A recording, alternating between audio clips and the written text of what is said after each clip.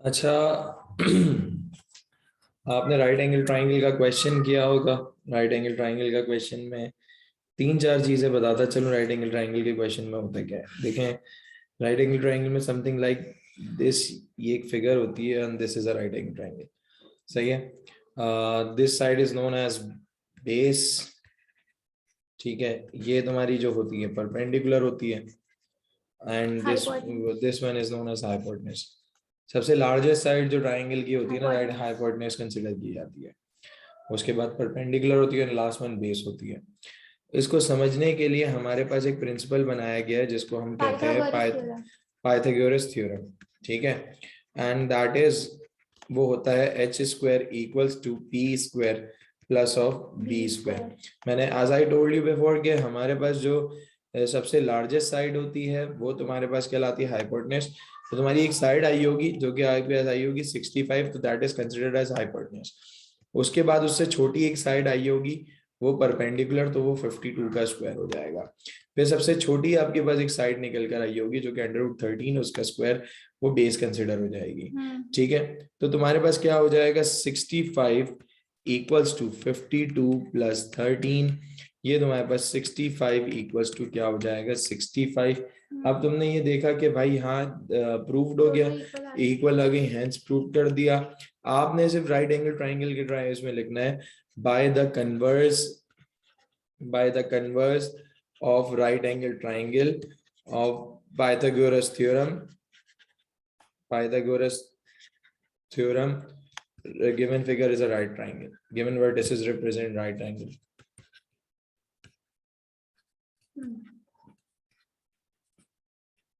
मतलब फिर इक्वल आएंगे। That's the whole. Hence proof.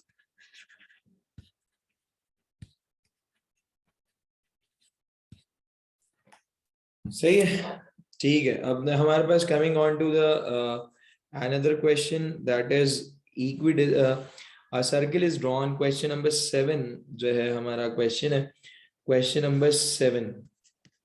ठीक है, a circle is drawn from origin, can be drawn from origin as the center to pass to the points। एक circle बना लीजिए। ठीक है, सर्किल बनाया, उसका ये सेंटर जो है ओरिजिन पे है, ओरिजिन पे वर्टिसेस जो होते हैं दैट इज 0,0। अब एक पॉइंट यहाँ पे जा रहा है, एक पॉइंट यहाँ जा रहा है, एक पॉइंट यहाँ जा रहा है और एक पॉइंट यहाँ जा रहा है। ये पॉइंट ए कह दें, ये पॉइंट बी कह दें, this one will known as C, this one is D. तो सर्किल को, ओरिजिन को ओ से डिनोट करा, ओ से लेके ए तक की एक लेंथ नजर आ रही है, ओ से लेके बी तक की एक लेंथ नजर आ रही है, ओ से लेके सी एन है, ओ से लेके डी। तो सबसे पहले क्या होता है कि हम इसको इस तरह से स्टार्ट करेंगे, let P X Y O X O 0,0 be the point, be the point drawn from origin, drawn from origin। ठीक है, अब क्या हो जाएगा, as the center with a, as the center with a की वैल्यू वो तुम्हारे पास क्या है 3,4। ठीक है, उसके बाद क्या है -4,3, उसके बाद 5,0 एंड तुम्हारे पास 2√5। ठीक है, और √5 अकॉर्डिंग टू गिवन कंडीशन। इस सवाल की क्या है, according to given condition, given condition तुम्हारे पास ये हो जाएगी कि पी ओ ए, मतलब ओ से ए तक की लेंथ, ओ से बी तक की लेंथ, ओ से सी तक की लेंथ एंड ओ से डी तक की लेंथ जो है वो बराबर आनी चाहिए। तो लेंथ ओ ए की हेडिंग डालेंगे आप। ठीक है, ओ ए, तो वही ओ x1 y1 इक्वल्स टू 0,0। ठीक है, ए x2, y2 आपके पास क्या हो जाएगा, वो तुम्हारे पास 3,4 है। ठीक है, अब तुम्हारे पास क्या हुआ होगा कि तुम्हारे पास अगर एक पॉइंट ओरिजिन पे हो ना और एक तुम्हारे पास एक कोई भी पॉइंट हो, तो डिस्टेंस निकालने का एक फॉर्मूला यूं भी बन सकता है x² + y², अगर तुम्हारे पास एक पॉइंट ओरिजिन पे हो। वरना तुम x2 - x1 का होल स्क्वायर + y2 - वो कर सकते हैं। लेकिन अगर तुम्हारे पास ओरिजिन पे एक पॉइंट हो तो distance from point origin is √x² + y²। Page number, मैं ये रेफरेंस कहाँ से मिला है ये मैं भी बता देता हूँ। पेज नंबर जब 2 चैप्टर को आप स्टार्ट कर रहे होंगे ना, तो 2 चैप्टर के अंदर आपके पास जो है पेज एक आएगा स्टार्टिंग में 2 चैप्टर के, वो देखें ये the distance of point P X Y कोई भी पॉइंट हो सकता है, whatever point, and origin will be X square plus of Y square. ठीक है, तो आपके पास क्या हो जाएगा, ओ ए निकालने जा रहे हैं, वो तुम्हारे पास क्या हो जाएगा under root x square plus y square, तो we will become 3 square plus of 4 square. तो ओ ए की लेंथ आपके पास क्या निकल के रहा है, अंडर 9 + 16, वो अंडर रूट 20, ओ ए तुम्हारे पास क्या निकल जाएगा, अंडर रूट 5 यूनिट्स निकल जाएगा, डायरेक्ट कर दिया। अब तुम्हारे पास सेकेंड लेंथ, तुम्हारे पास लेंथ ओ ए निकाली जाएगी, ओ बी निकाली जाएगी। ठीक है, इसी तरह से डिस्टेंस फॉर्मूला लगा लो बेशक, लेंथ ओ सी निकाली जाएगी। ठीक है, लेंथ ओ डी निकाली जाएगी। ठीक है, चारों ये सब 5-5 यूनिट्स निकल कर आएंगी। ठीक है, ये सब 5-5 यूनिट्स निकल कर आएंगी। सही है, आप ये भी 5 यूनिट्स निकल कर आएगी। तो फिर उसके बाद देखते आपने ये करा कि ऑल लेंथ्स आर इक्वल, तो hence the circle is passing through. Sir तो आपने यहाँ x1 और y1 किया, यहाँ x2 और y2 यहाँ तुम इसको तुम x2 - x1 लिखो, तो x1 तो ऑलरेडी 0 है ना, तो 0 की कोई वैल्यू कहाँ है, 0 की हमारे इस फॉर्मूला पुटिंग में कोई औकात का है, हमारे पास तो सिर्फ x2 का ही स्क्वायर करना है ना। चलो x2 - x1 कर, तुम कह रही हो ना सर x2 - x1 का स्क्वायर, तो भाई x2 तो मेरे पास 3 का स्क्वायर है, तो 3 - 0 का square that is equivalent to 3 का स्क्वायर ही तो होगा। अच्छा, ये बुक में ये बात प्रूव करके दिखाइए ना। ठीक है, अब आगे बढ़ते हैं। क्वेश्चन नंबर 13 है, क्वेश्चन नंबर 13 में भी ऐसा ही कुछ सिलसिला है। क्वेश्चन नंबर 13 के अंदर, ठीक है, तो वो सवाल में ये है, let P X Y be the point with the circumscribing the triangle. तो अब क्या हो जाएगा कि सवाल इस तरह से स्टार्ट किया, लेट पी तुम्हारे पास क्या है, -1/2, 5/2, बी द पॉइंट। ठीक है, B the point as the center of the circle, circumscribing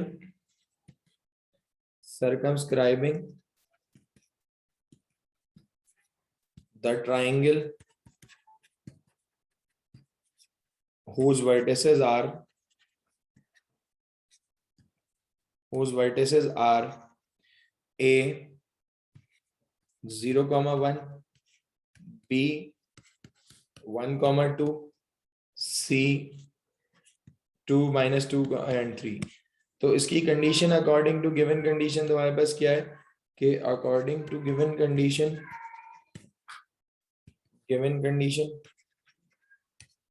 वो तुम्हारे पास अकॉर्डिंग टू गिवन कंडीशन क्या है कि length of P A is equals to length of P B is equals to length of P C, ये तीनों बराबर आनी चाहिए। ठीक है, अब what is the meaning of circumscribing? Circumscribing triangle का मतलब ये होता है कि एक सर्किल है, ठीक है, उसमें एक बीच में एक ट्राइंगल जो है ना आपस में गुजर रहा है, वो इस तरह सर्कमस्क्राइब कर रहा है। ठीक है, अच्छा, अब तुम्हारे पास क्या होगा, लेंथ ऑफ पी ए, तो हेडिंग बना ली लेंथ पी ए की। ठीक है, लेंथ पी ए की हेडिंग बना ली, तो तुम्हारे पास क्या हो जाएगा, पी x1, y1 वो तुम्हारे पास क्या है, 1/2 -1/2, 5/2 था। ठीक है, a x2, y2 वो तुम्हारे पास क्या है, 0,1। पी ए का डिस्टेंस तुम्हारे पास निकालने जा रहे हैं, x2 - x1 का whole square plus y2 - y1 का होल स्क्वायर। ठीक है, तो पी ए का डिस्टेंस तुम्हारे पास निकलेगा, P A equals to x2 - x1 0 into -1/2 का होल स्क्वायर प्लस y2 1 - 5/2 का होल स्क्वायर।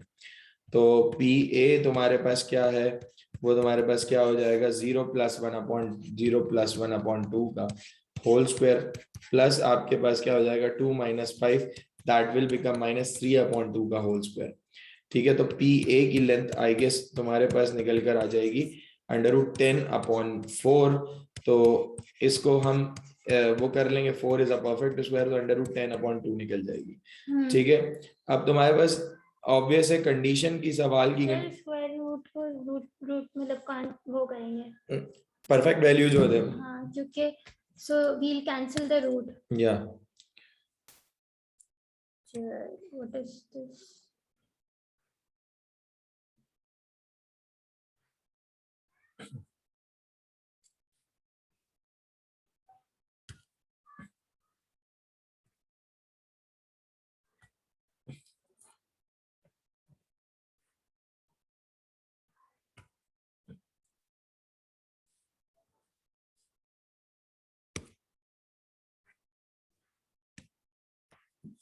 ठीक है हम लोग ये सवालात हमने कर लिए। उसके बाद हमारे पास क्या है कि राइट एंगल ट्राइंगल के बारे में बता दिया उसके बाद ये हमने ओरिजिन वाला सवाल कर लिया। अब पी ए की लेंथ तुम्हारे पास क्या निकल कर आ रही है, वो तुम्हारी निकल कर आ रही है √10/2 यूनिट्स। ठीक है, पी ए की लेंथ ये तुम्हारी निकल ली है, तो ऑब्वियस है पीबी भी कितनी निकलनी चाहिए, यही निकलनी चाहिए पीबी भी। मैं इसको 5 नहीं कर सकती?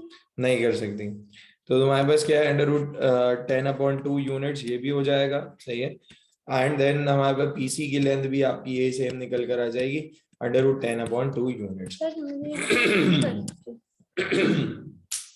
अगर ये भी अंडर रूट में पूरा एक सेम रूट होता तब कटता है। अच्छा तो सर तो 4 तो पूरा था। हाँ 10/4 तो फिर उसके बाद कर लें। ये देखें 10/4 हाँ तो 10 आप ये फिर कर लें 5/2 बन जाएगा, आप √5 पूरा होल 2 बन जाएगा। सर तो तब भी इक्विवेलेंट ही तो बनेंगी।